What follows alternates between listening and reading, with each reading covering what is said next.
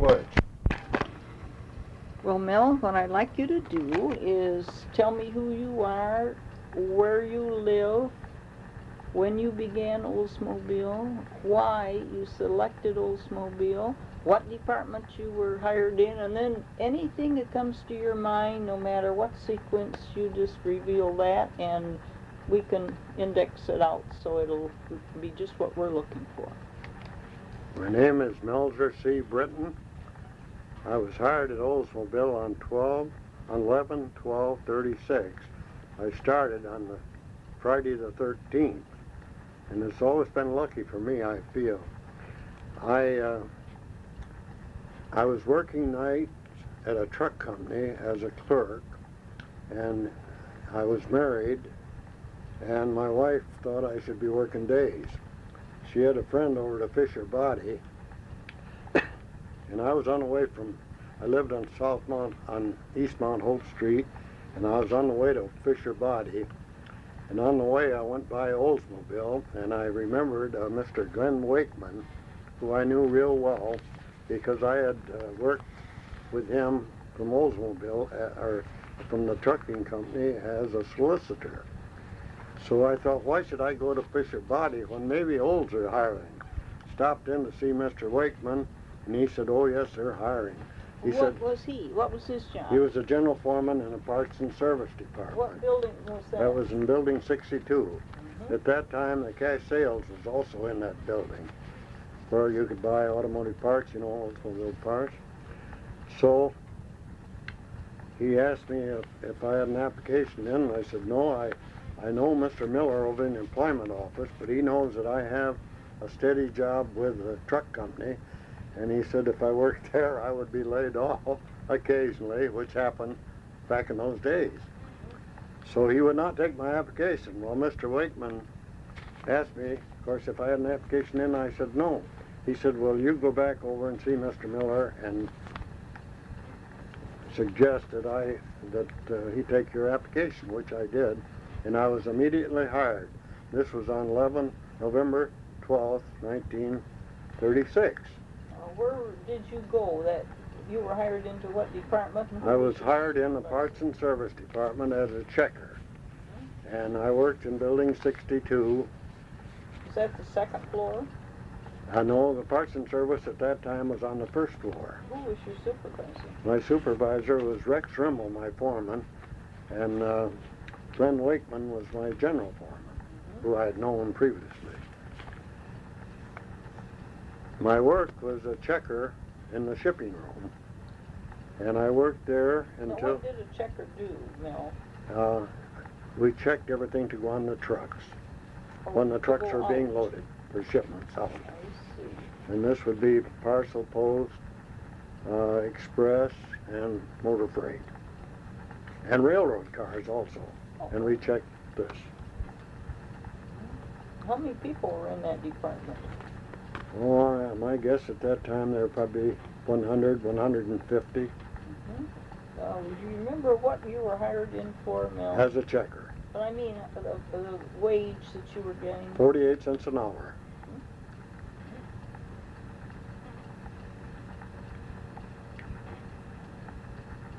And I think you asked me if I remembered some of the people who I worked with at that time. Yes. My foreman was Rex Rimmel. I worked with Ralph Birchfield, Rex Greenberg, Desmond Gray, and those are three that come to mind. I worked there until 1938 in April, and that was during a recession, I guess. We call it a depression, I guess. And I was laid off in the spring, I think in April of 38. I was called back again at the same department in the fall of 38, and I worked until the spring of 39. And then I was laid off again. Business was not good at that time. And let's see, in the meantime, I went to, it seems that whenever you're laid off in your own city, you can't find work. But I went to Detroit, and I immediately found employment. I worked there until the following, let's see, this is 39, and until I was called back in 39, but I was only called back for deer hunting season. This I didn't know. And so I did not come back to work. I shouldn't say I planned on coming back, but for deer hunting, which was a 2-week employment, I decided I had a steady job in Detroit, so I didn't come back. Well, in the 1940, we had thoughts of the war, and when I was called back, I was sure this would be steady employment. So I come back, and I worked on hourly at various things. I think I worked in the press room in Building 56. Now, what did you do in the press room? I operated presses. What did they press? Oh, we had fenders, hoods, bumpers, and small parts, filler plates, and all sheet metal. What salary? Do you remember your wage then? No, but my thinking is it would have been up around $1 an hour, maybe $1.10. And let's see, I worked on different places on hourly until the war come on. Yeah, in the press area there? No, when the press area pretty much was closed, except for a small part of it. Then we went into war work.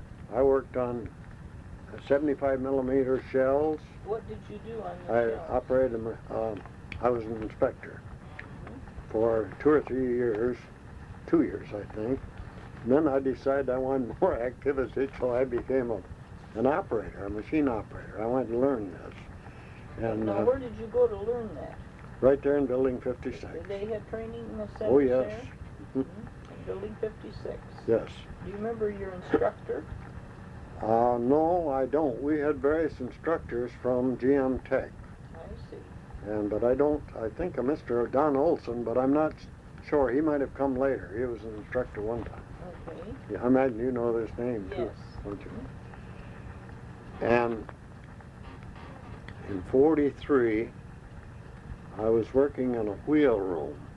Now, this wheel room was for non-productive material stores, and we built little buffing wheels for polishing. What building was that in? That would have been in Building 28. And Do you remember your supervisor's name? no, I don't. That's okay. He was from Charlotte, Michigan, and I don't recall his name. Okay. But my general foreman was Lyle Norris in Building 40. Okay. And Lyle checked my history on my employment and found out that I was a foreman at the truck company, and I was also a clerk. And he needed a clerk up in Building 40. That would be the tool and expense material department. Second floor, Building 40. I worked there from 43 until 46. Now, what were you really doing? I was a senior clerk, and I was handling supplies, which were non-productive supplies. This would be everything that goes into building a car, but does not become part of the car. In other words, oils, supplies, drills, hammers, whatever hardware stores handle or chemical departments handle, that's what we handle. So that's why it's called non-productive. Non-productive material control. Anything that goes into the actual car is productive. Yes. We did handle some things that did become part of the car, like nickel and copper anodes. They become part of the plated bumper. And we handle all the gasoline.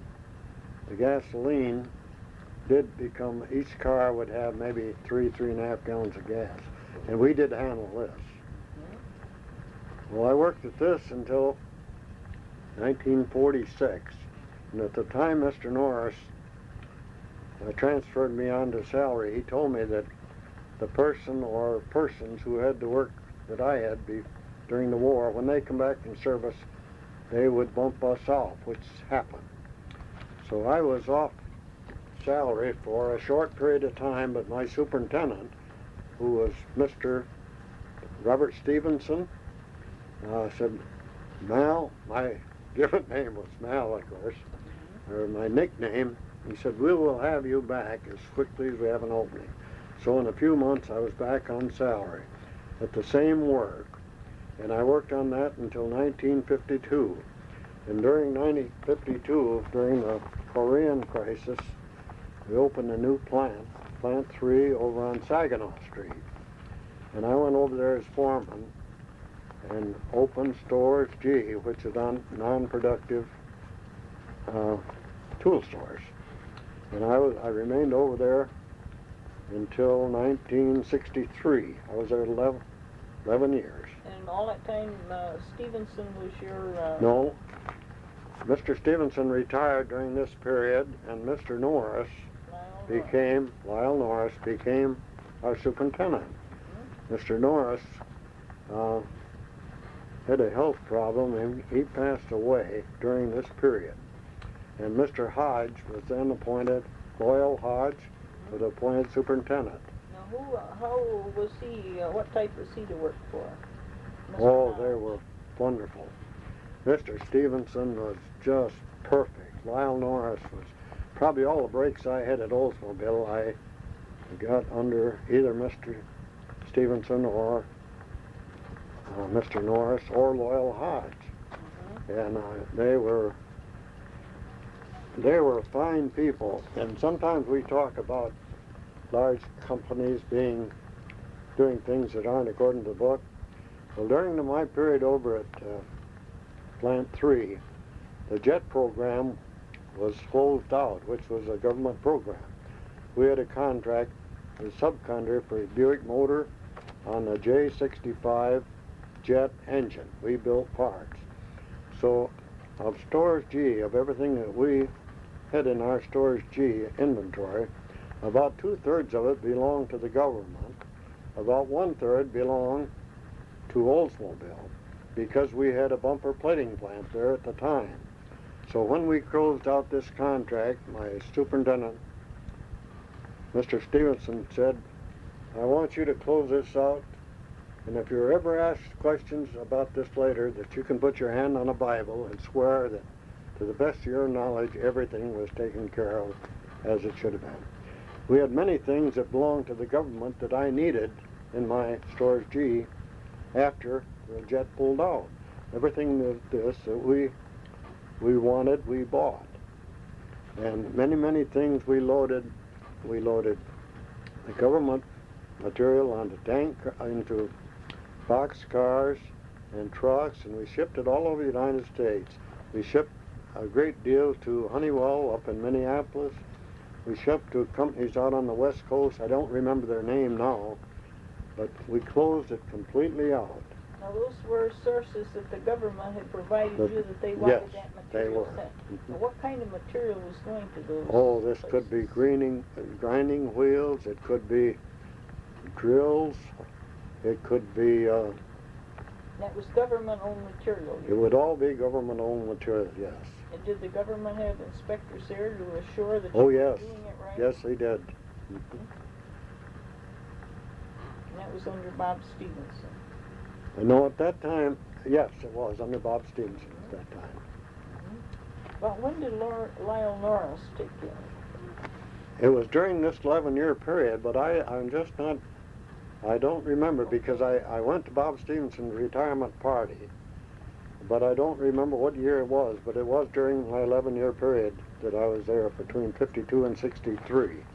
Who worked for Bob Stevenson in the office? Did he have a clerk or a secretary? Well, yes, he had, Lyle Norris was his assistant superintendent, and I believe Loyal Hodge was his,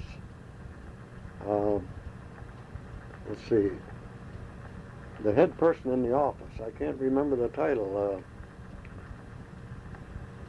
Chief clerk, I believe you'd. No, it wouldn't be chief clerk.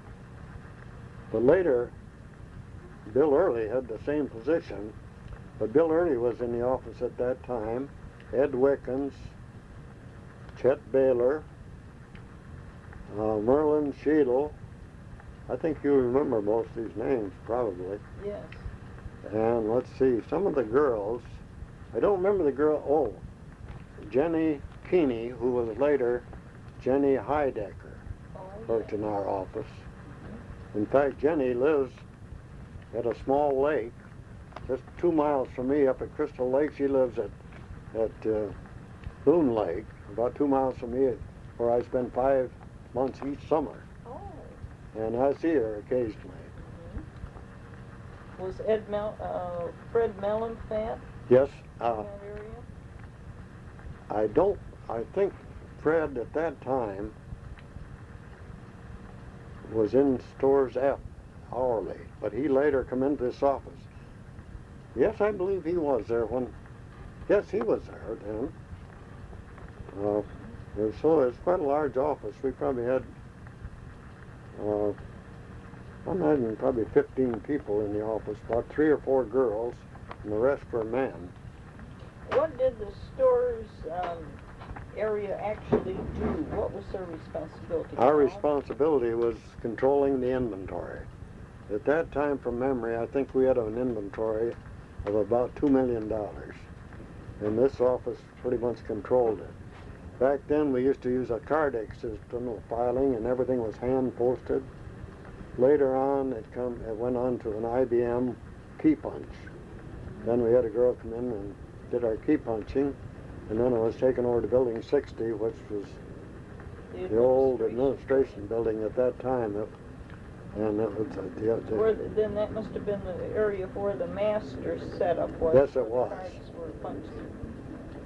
I see. Well, then now the inventory that you controlled, were there just certain items? Like, I mean, you had tools, diamond tools, diamond grinding wheels, diamonds themselves, diamonds, brass. Did you have the brass Yes. usage?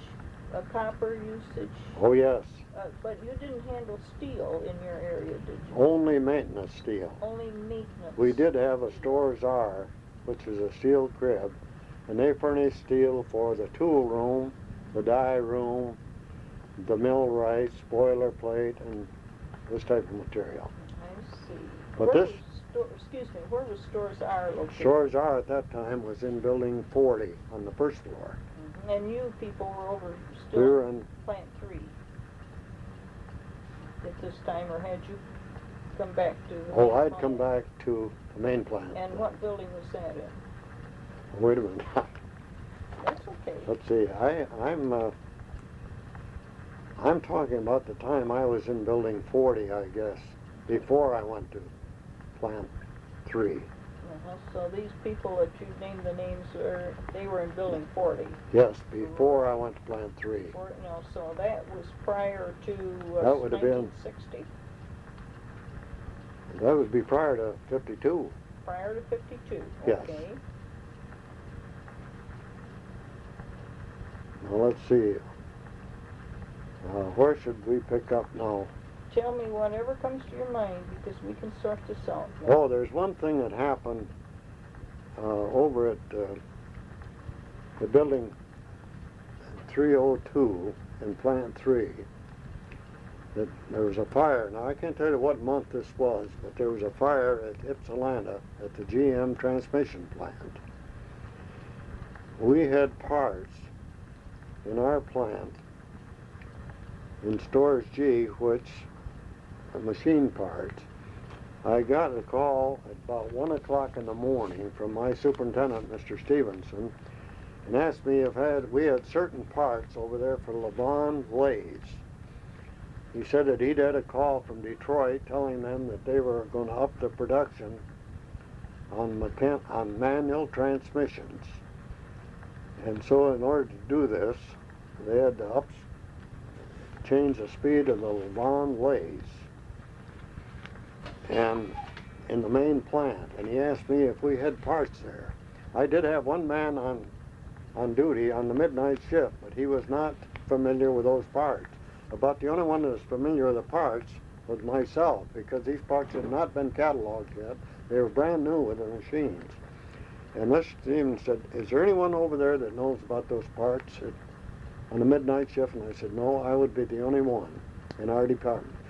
He said, "I hate to impose on you, but would you go over there and get those parts out the maintenance people will give a list of the numbers that they need, and they will take them back to the main plant and change the machines over and have them running faster for the day shift, which was about 6:30 in the morning. So we did this, and at that time I also remember going to a meeting of Mr. Jones, who was a general sales manager. Right. We talked about selling Oldsmobiles, and at that time the only transmissions we had available were the Buick Dynaflows. So he said, if you buy an Oldsmobile now, you buy it either with a dynamo transmission from Buick, or we've upped production of the standard transmissions, and this was a way to keep on selling a lot of Oldsmobiles, which we did. Mm-hmm. I think now I would probably like to go to when I went back to the main plant. I was getting a little, not old, but a little older, and from time to time we had new supervisors. So my What are some of those new ones? Paisley Clark, Dean Cross, let's see, that's the only two I can think of right now. Okay. But, let's see, Mr. Brown. I don't remember his first. Vic Brown? No, not No, Vic Brown. no. Vic Brown was the head of our superintendent. Which, I was wondering if he didn't have the... yes, he was over our superintendent. Right. And this is Cliff Brown. Cliff Brown, okay. Do you remember that name? Yes, I do. Oh. And so my general foreman at that time, Mr. Hodge, was no longer, he'd passed on. No. I'm not sure, but my general foreman, I believe Mr. Hodge was the superintendent then. And our general foreman was over in the Clyde Signs, and he asked me, he said, have you ever thought about coming back to the main plant? And I said, yes, Clyde, I have. I said, I like it over here very much, but I live on the other side of town. In fact, I'm within walking distance of Oldsmobile, and I would like to go back. He said, we have an opening at Stores F Receiving. And I had worked there when Mr. Bergdorf had been on vacation. I knew the work, and it tied in with the type of work I did at the truck company because I was a foreman there earlier years. So I said, yes, I'd be happy to come back there. So I come back to Stores F Receiving. At that time, They were located where? in Building 62 on the first floor. And I worked there several years. Now, receiving, Stores F, what did they accept? We accepted everything except productive material. Okay, anything non-productive? And anything non-productive. In fact, a lot of salt is used in the wintertime on the streets at the plant. We received truckload after truckload of salt in the wintertime to control the ice. And we received carloads of paper towels.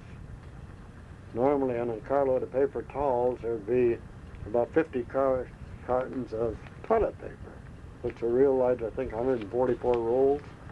And we would probably get a carload of that maybe every month or every 2 months. It's surprising the amount of towels that are used in the plant. And let's see, what else? Oh, wooden floor blocks, which are used almost throughout the plant. What are they used for? Wooden floor blocks in place of, Oh, well, just to they put cover the concrete surface. floor, I the surface see, of floor. I see, okay. We would get truckloads, carloads of those also. So the factory then was putting the wooden blocks right over the cement to make Oh, it yes. easier for the workers? Was that the purpose? I suppose, and for safety reasons too. I don't think they were as slippery, I see. and there wouldn't be as much shock either from the Okay. trucks. And let's see. Well, let's see. I worked there quite a few years. Then Remember what you were making then, Mel? automobiles only. No, I mean what wage you were making. Oh. Let's see. That'd be about 1952. 52. What was The salary as a chief clerk in 43. I started at $240, I believe. A month, okay. But at that time, we were real happy to get a raise because Oh, sure. to become eligible to belong to the executive club, you had to make $250 a month. Oh, I So didn't after our first raise, we were eligible to buy cars at the factory Class A discount, as I remember it. Mm-hmm. And And that was about 1953. I would think so, yes. Mm-hmm. Either 53 or 54. Mm-hmm. Okay. I don't remember what my starting salary was when I was on supervision, but my thinking would be that it would probably be around $400 a month, maybe $500. Mm-hmm. And you went on supervision in 52. 52. And I remained on supervision until I retired in 69. Well, then where did this 240 come in? That's when I hired in on salary, On the as a salary Now, clerk. And that was the year about 43. 43. Good. Okay. Well, after I was in Stores F for a few years, there was an opening in building 21 and also building 32. We had one foreman who had those two tool cribs, and the tool crib in 21 was above the axle plant, and that had 3 shifts. So we had one foreman there with 3 shifts, and would control the people for 3 shifts, and 2 shifts in the assembly plant, which was on the 2nd floor in building 32. It was right close to the cafeteria. And I was there, I think as you get older, maybe they find less duties, or at least in my case they did. But then they were having some trouble up in building Stores F and building 62, and Mr. Frank Downey was going to retire. So my superintendent now was Howard Kane, Mr. Kane, and he asked me if I would come up because I had the knowledge that would be required up there, if I would take over. And I said, yes, I would be happy to come up there. So I come up there, and I was there until I retired.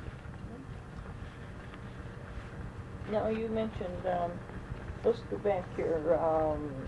You mentioned Frank Downey. What kind of a superintendent was he to work with? Frank was a foreman. Oh, foreman. With Stores F for many, many years. Okay. What kind of a foreman was he to work with?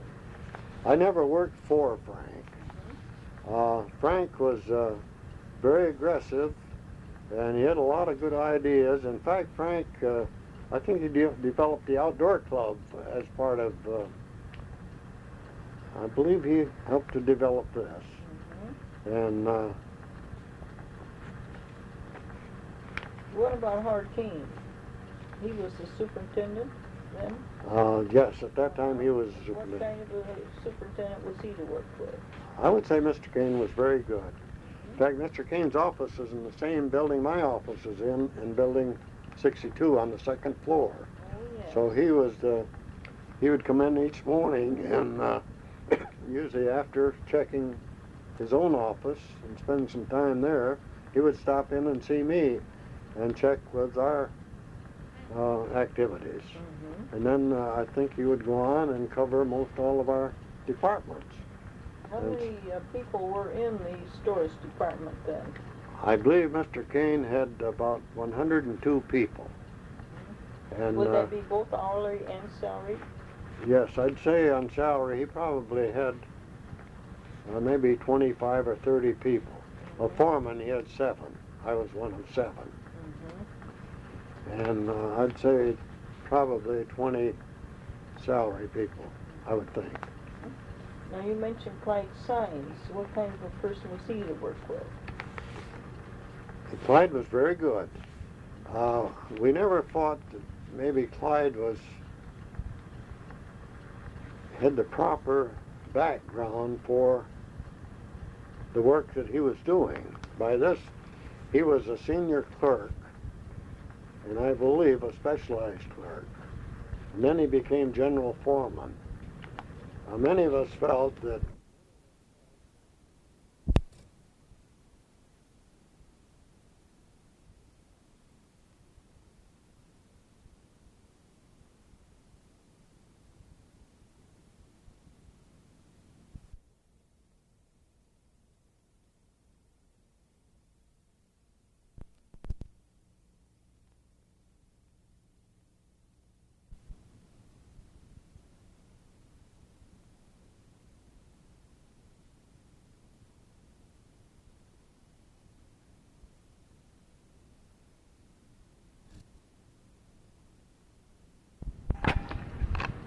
Oh, thank you very much. We're all set here now, Mel.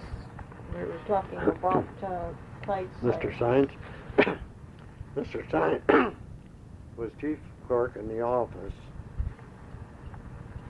and when an opening came for a general foreman, he was promoted to general foreman.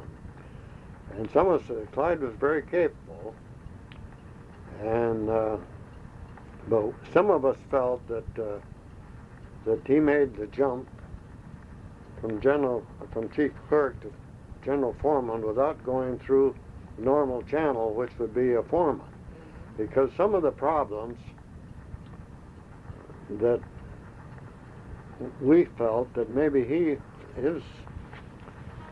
he would take sides with the hourly people rather than hear the side of the foreman. And at that time, I was in I wouldn't call this exactly trouble, but it was trouble to me that I felt he caused. I had 17 people in Stores F receiving, and usually you could have one person sick, or maybe the deer hunting season, maybe you could let one or two people off if you didn't have anyone sick. But this would usually be taken care of by the foreman. And I felt that this was very definitely my responsibility.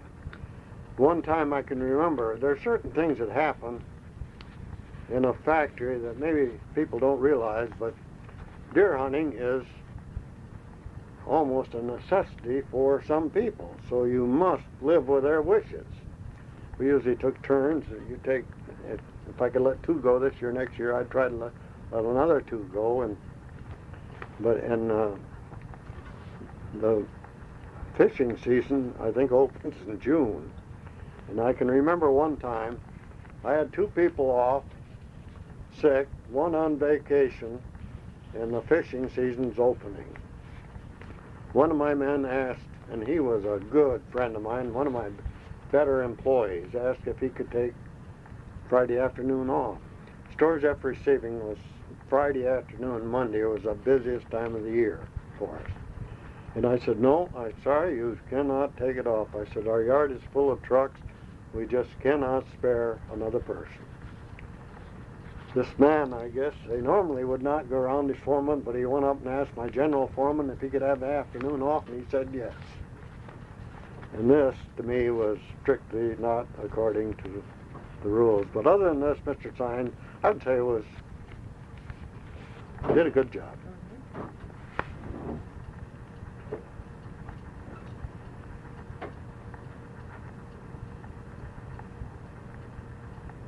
I think I've covered just about everything, unless you can make some suggestions. Well, I was going to ask you about the working conditions that you worked under, like the lighting, what problems. Now, I know you supervise both hourly and salary. Yes. What situations did that sometimes create? Oh, I suppose over the years we had, as a non-productive department, we would usually have committeemen working for us. Now, the top committeemen would only work 1 hour, usually.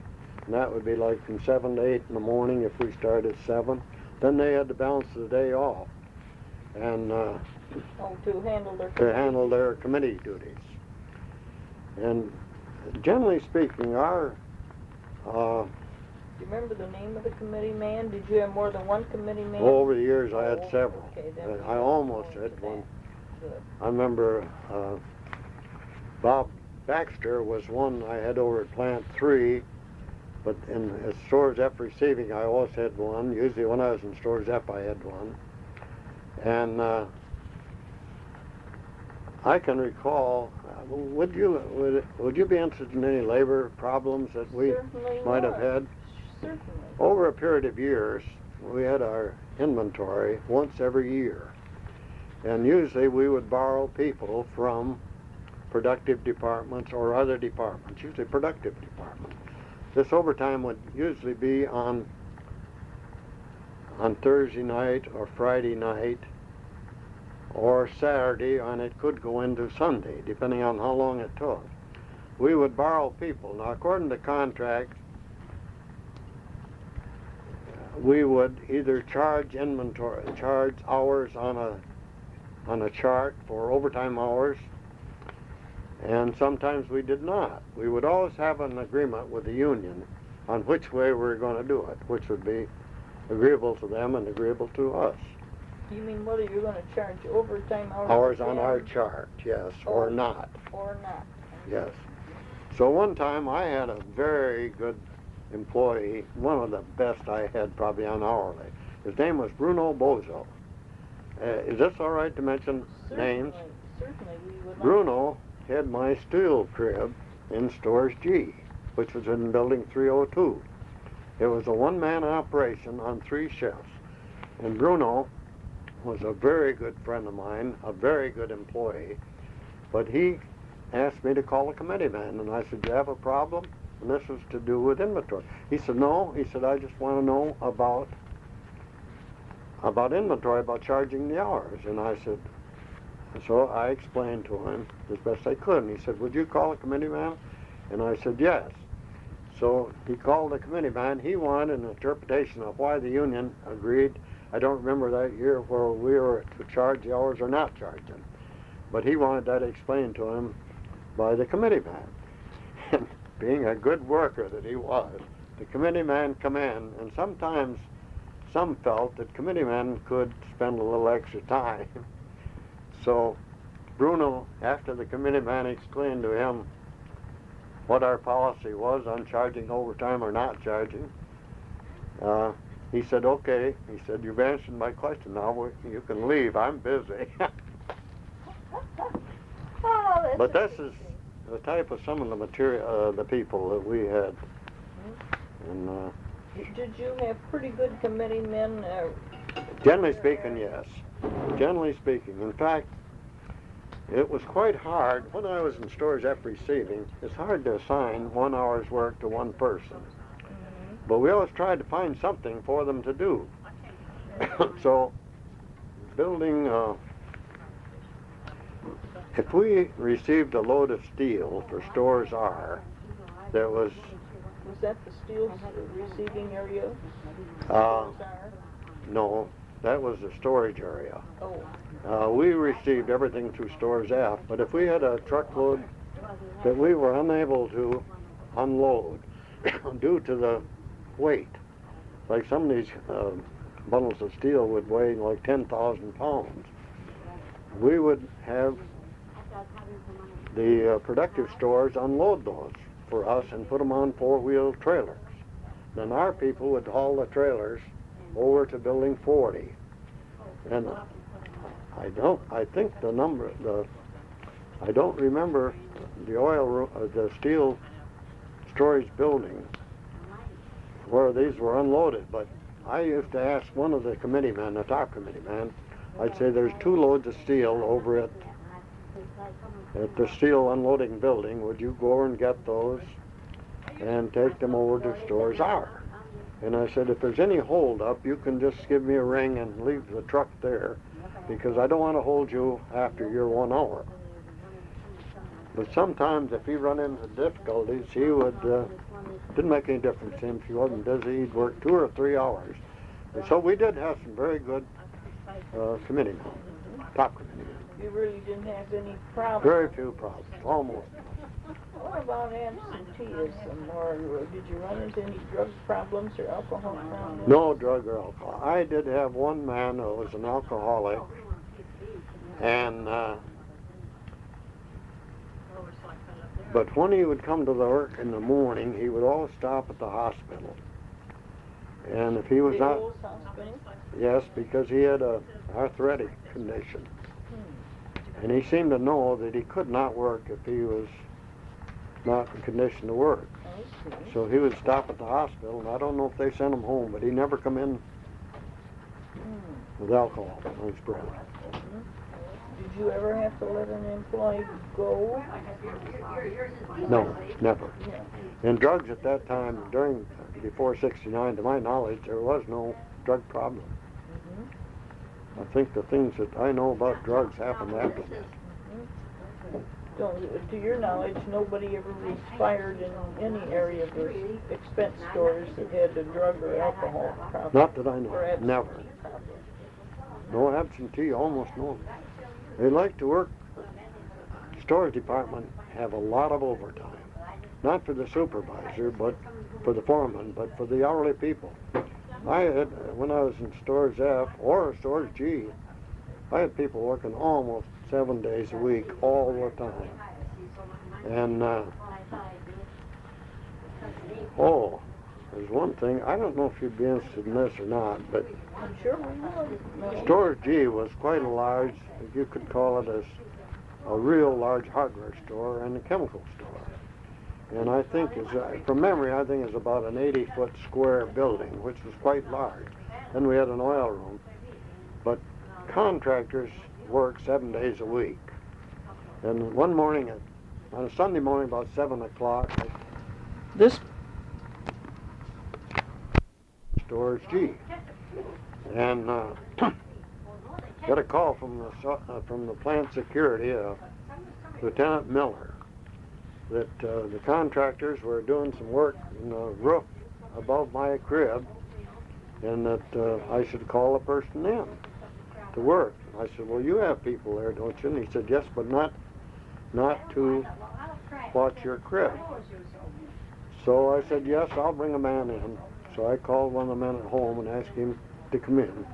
So he got in about 7:30, and You still have those, try them, and I think you'll like it too. and was be sure that our crib was occupied to protect it. Of course, when do we Just shut this off for a second.